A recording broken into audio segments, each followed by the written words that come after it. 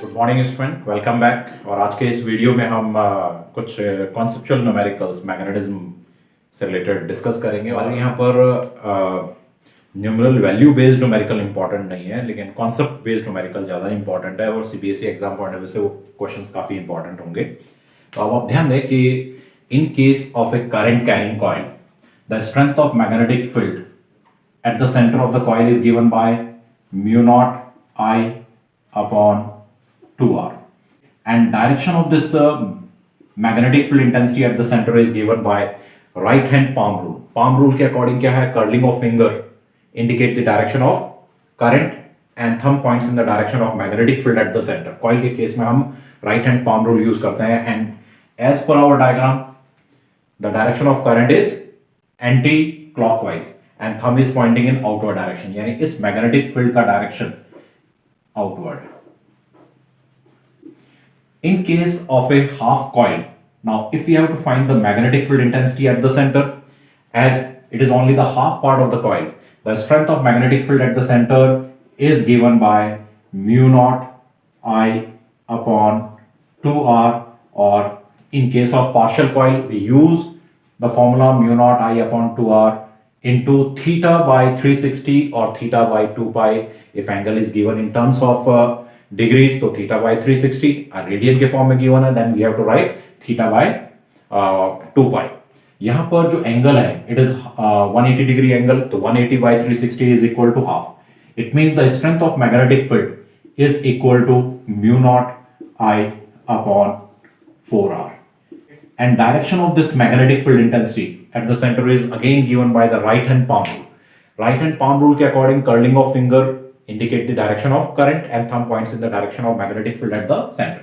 यहाँ पर फिंगर की कर्लिंग इस तरह से होनी चाहिए, तो हमें हाथ को इस तरह से रखकर फिंगर की कर्लिंग को करंट के अकॉर्डिंग करना पड़ेगा, and thumb is pointing in inward direction, यानी इस केस में मैग्नेटिक फील्ड का डायरेक्शन क्या है, inward the plane of board. यहाँ पर फिर से आपको एक और डायग्राम नजर आ रहा होगा कि in this case the current at point A it divides into two part, क्योंकि upper part lower part identical है तो करंट इक्वली डिवाइड होगी। Current in this part is I by 2 and current in this part is also I by 2। अब आप check करें कि ये जो अपर पार्ट है it will produce magnetic field at the centre, and the lower part of the coil also produce magnetic field at the centre.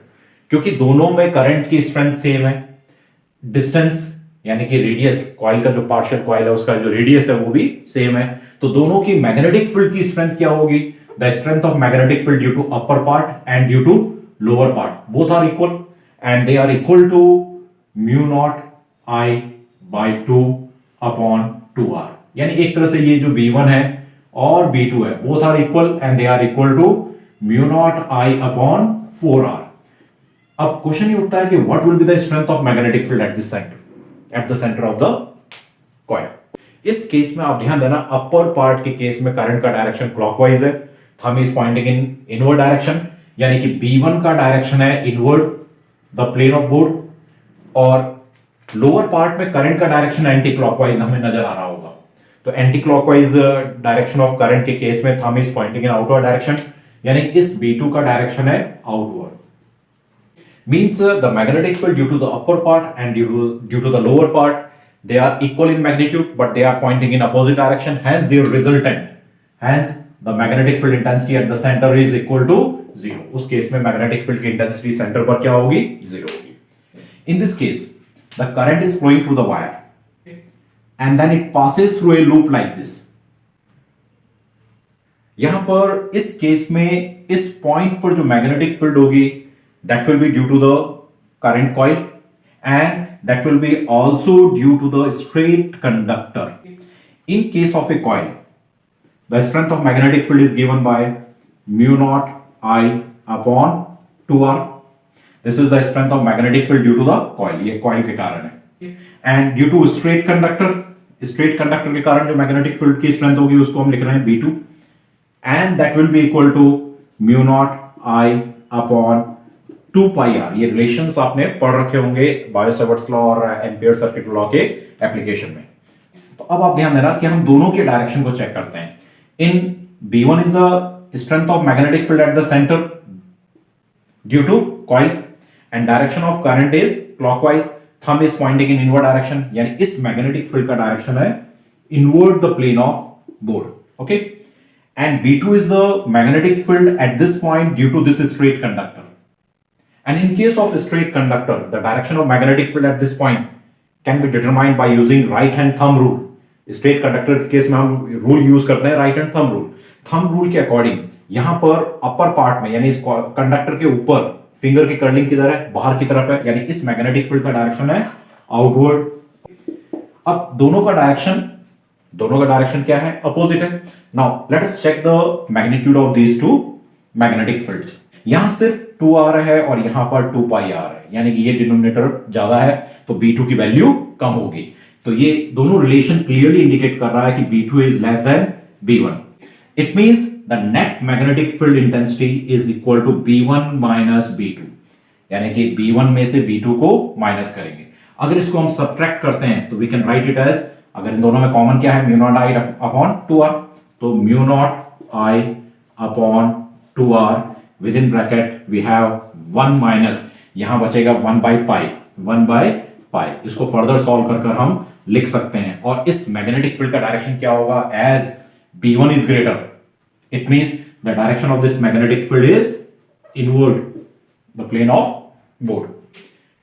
तो ये diagram आपको नजर आ रहा है, ये डायग्राम भी एग्जैक्टली सिमिलर नजर आ रहा है. यहां करंट फ्लो कर रही है इस तरह से, करंट और क्लॉकवाइज डायरेक्शन कॉइल में है. यहां जो लूप है वो किस तरह का है वो आप ध्यान दें कि ये करंट मूव कर रही है इस तरह से और इस तरह से घूमकर फिर से वापस इस लूप के थ्रू पास होते हुए वापस पार्ट के थ्रू फ्लो कर रही है. Now in such case the strength of magnetic field at the center due to coil के कारण क्या होगा, that will be equal to mu naught I upon 2r. अगर इसके डायरेक्शन की बात करें, क्योंकि करंट का डायरेक्शन है एंटी क्लॉकवाइज, तो इस केस में thumb is pointing in outward direction, तो यानी इस मैग्नेटिक फील्ड का डायरेक्शन है outward the plane of board. और स्ट्रेट कंडक्टर के केस में जो मैग्नेटिक फील्ड है वो B2 है. अब ये स्ट्रेट कंडक्टर है, how much current it carries, I, what is the distance of the point R, तो इस पॉइंट पर मैग्नेटिक फील्ड की स्ट्रेंथ होगी mu not I upon 2πr. अब ध्यान देना, in case of straight conductor which rule we have to use, right hand thumb rule. Thumb rule के according इस पॉइंट पर यानी कि above the conductor the curling of finger is outward, यानी इस मैग्नेटिक फील्ड का डायरेक्शन भी क्या है, आउटवर्ड. दोनों का डायरेक्शन क्या है, सेम है. It means the net magnetic field intensity is equal to B1 plus B2. और जैसे ही हम इसको ऐड करेंगे mu not I upon 2r common आ जाएगा, with in bracket we have 1 plus 1 upon pi, and direction of this magnetic field is outward. Welcome back in the second session of numericals related to the magnetism unit. यहाँ पर आप ध्यान दें कि ये काफी इंपॉर्टेंट न्यूमेरिकल है which is related to the magnetic field intensity at any point on the axis of a current carrying coil. In case of a current carrying coil, the strength of magnetic field intensity at any point on the axis is given by this relation mu naught I a square upon 2 within bracket x square plus a square raised to power 3 by 2. इस relation को याद रखने के साथ साथ हमें यह भी याद रखना है कि यहाँ पर हमने radius of the coil is represented by a and distance of the point is represented by x. और अकॉर्डिंगली ये रिलेशन हमने ऑब्टेन किया था, डिराइव किया था.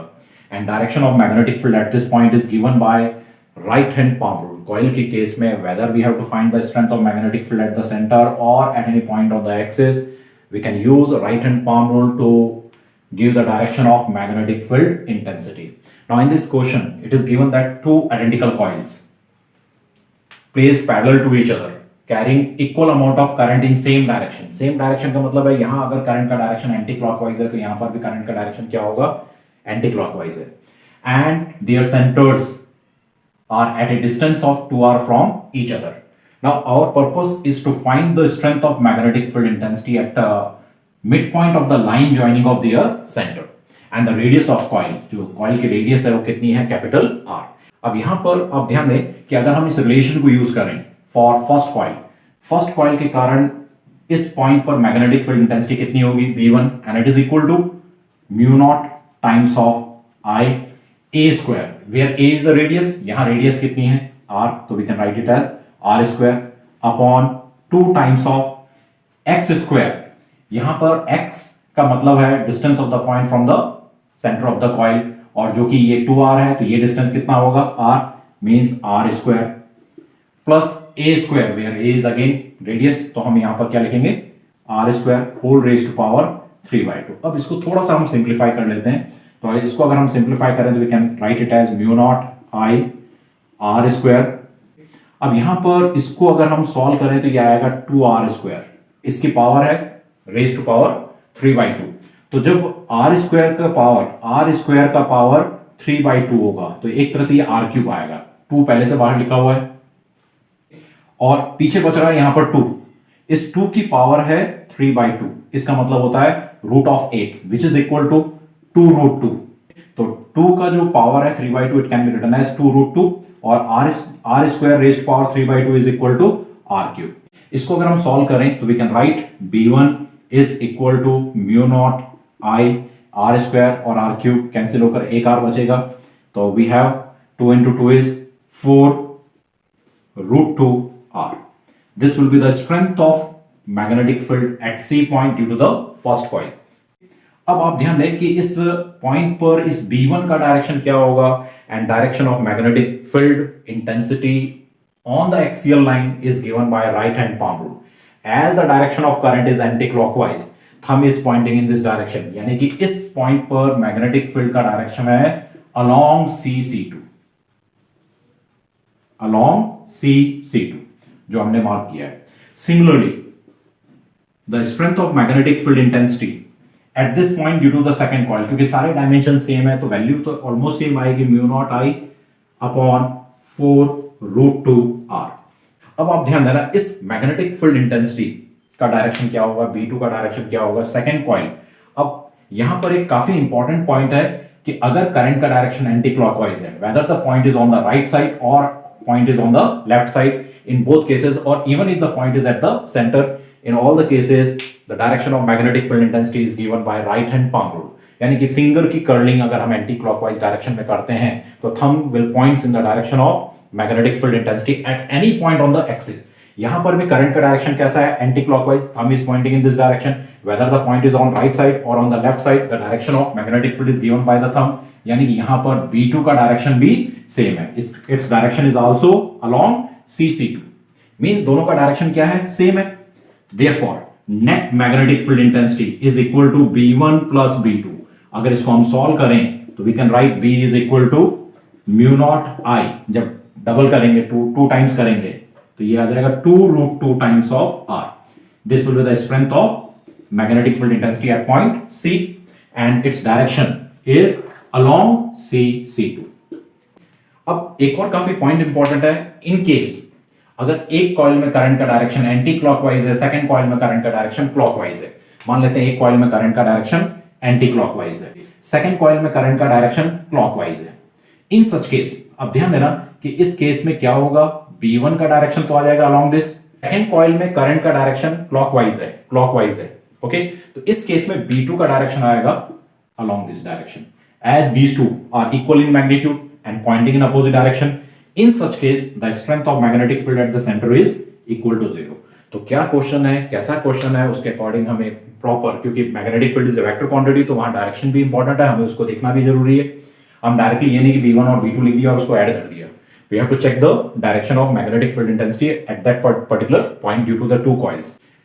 Now in second question it is given that the two coils are placed mutually perpendicular to each other with same center, उनका centre same है, यानी C is the center for the first coil as well as C is the center for the second coil। Again, अब आप ध्यान देना कि C, यहां जो फॉर्मूला यूज होगा वो क्या यूज होगा, strength of magnetic field intensity eight the center of coil is given by mu naught I upon 2R। किसी भी कॉइल के सेंटर पर मैग्नेटिक फील्ड की स्ट्रेंथ क्या होती है, mu naught I upon 2R, and direction of that magnetic field is given by right hand palm rule। अब अगर हम लिखें magnetic field intensity due to the first coil, it is equal to mu naught I upon 2 times of R। अब आप, ये हमारी first coil है, इस कॉइल में करंट का डायरेक्शन एंटी क्लॉकवाइज है, इस कॉइल में करंट का डायरेक्शन एंटी क्लॉकवाइज है, and thumb is pointing in upward direction, यानी इस केस में इस B1 मैग्नेटिक फील्ड का डायरेक्शन होगा अपवर्ड। इसका डायरेक्शन किधर है, अपवर्ड, जो कि हमने मार्क कर रखा है। Now the strength of magnetic field due to second coil, second coil में भी करंट कितनी है, I, और उस कॉइल की रेडियस भी कितनी है, R। In such case the strength of magnetic field is given by mu naught I upon 2R। लेकिन इस केस में मैग्नेटिक फील्ड का डायरेक्शन होगा टुवर्ड्स राइट। इस केस में ये मैग्नेटिक फील्ड का डायरेक्शन होगा, ये होगा B2, मींस टुवर्ड्स राइट। अब अगर ये सेम लाइन के अलोंग है तो हम उनका सम और सब्ट्रैक्शन फाइंड आउट कर resultant magnetic field intensity find out कर सकते हैं। But these two magnetic field strengths are inclined at some angle and that angle is 90।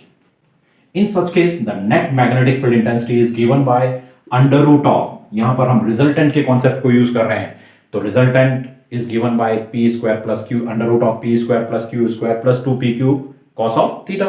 यहां पर थीटा कितना है 90 and cos 90 is 0, इसलिए वो वाला पार्ट खत्म हो जाएगा। तो it means the resultant magnetic field intensity is equal to b1 square plus b2 square। दोनों की स्ट्रेंथ सेम है तो हम दोनों को x मान लेते हैं, x square plus x square यानी 2x स्क्वायर, एक x बाहर आ जाएगा तो बचा क्या, रूट के अंदर 2 और x बाहर आ गया यानी कि b1 लिख सकते हैं या b2 लिख सकते हैं। It means the strength of magnetic field is given by under root of 2 into b1 which is equal to mu naught I upon 2r। this will be the strength of magnetic field intensity at this point and we can also find the direction, क्योंकि दोनों के magnitude equal है तो net magnetic field will be inclined at angle of 45 degree with each।